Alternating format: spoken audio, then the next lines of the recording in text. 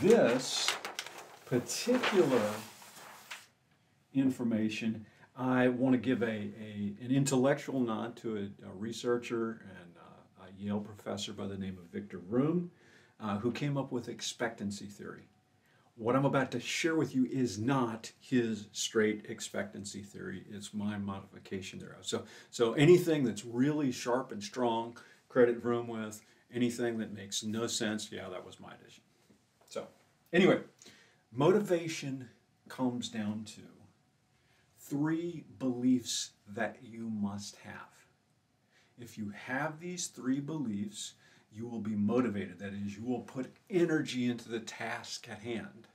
To the degree that any of these beliefs is not clear and strong for you, that's going to tend to sap your energy. You're going to do less. Belief number 1 is in your own competence. That is, given the time, tool, resource, everything else you know about the job, as you look at a particular task, you think to yourself, you know what? I can do this.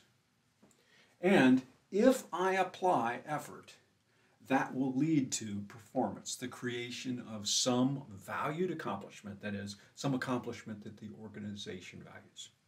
Okay? Belief number 1. I'm competent, I can do this. If I work hard, it will result in something that we want to see. Belief number 2 is around recognition. But believing that, in fact, I have created some valued accomplishment, somebody's going to notice. Somebody who's important. Somebody who then has a say on rewards and so forth, which leads to our 3rd belief. That is, if the performance is noticed, that in fact I will receive a reward that I personally value. Now, let's do that real simple. Why do people work hard? Why do people give it their all? Because they think they can, and they think, you know what, if I tackle this, I'll be successful at it, and somebody will notice, and I will get a reward. That's why, after all, we show up to work day in and day out. What are the things that will short circuit motivation here? Well, if any of these are called into question, then I bring less energy. Short circuit for the competence one. If I have unclear expectations, if I have inadequate resources, or poor or no training, all of these will get in the way of my sense that in fact I can do it. Right? So I may put on a good front. Oh yeah, I've got this. But inwardly, I'm going to be real tense because I don't know that I can be successful. Point number 2. Okay, so maybe I believe, in fact, no, I'm good. I'm competent. But you know what? Around here, nobody's paying attention anyway. There's not a way of tracking performance. The good work that I do won't get noticed. If that, okay. So this points to a gap in the measurement system, a gap in the feedback being received. That is, feedback is information you receive relative to your performance. It can be your manager sitting down and having a conversation with you on a quarterly, semi-annual, or annual basis. It doesn't have to be. It can be literally a scorecard that pops up on your screen that says you're producing at this level. What it means is we're measuring and somebody's noticing. Perceptions of favoritism also get in the way of my belief that in fact it's being appropriately recognized, right? They may be measuring for some, but that guy over there is the one that they're paying attention to, right? I'm not high up enough on the totem pole.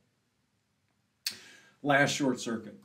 What short circuits the belief in a reward? Well, it's that incentives not being present. So sometimes, hey, we gave you a paycheck, and that's it, right? So there do need to be incentives for performance tied to excellent performance, tied to the degree of my performance, if we want to get the most motivation from people.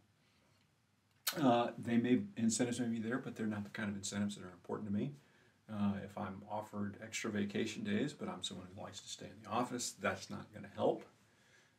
If I'm offered extra money, but what I really want is flex time to be home with my family, again, that's great, but I'm not going to be as motivated as if it were something that were really important to me, and inconsistent administration of those rewards. So again, I don't have belief or faith that I'll receive the reward I'm expected to receive. These are all factors in motivation. If I'm doing the do-it-yourself performance improvement, I do need to look at my own motivation and say, hey, am I bringing the fire to this game that I need to bring? If not, that doesn't need to stop there. I don't need to just sit and think to myself, okay, be more motivated, because that's not going to work. Okay, what I can turn around and do is say, okay, so where's the gap? Which of these are in question? And then these also may sponsor a conversation that I go and have with my manager. Hey, could you clarify for me specifically what is it we're needing to see here? Because I'm a little confused. I'm not sure I'm even going after what you need me to go after. I don't have the resources that I need. I need some training in order to be this effective, so that you get this sense of competence. I need feedback. How am I doing? This can prompt a literal, I need to sit down with you, my manager, and let's talk about my performance. Am I meeting the levels? I think I'm doing well, but I'm meeting the expectations you have for excellent performance here. And let's talk about and get clear on incentives, what they are, and they're the ones that you value.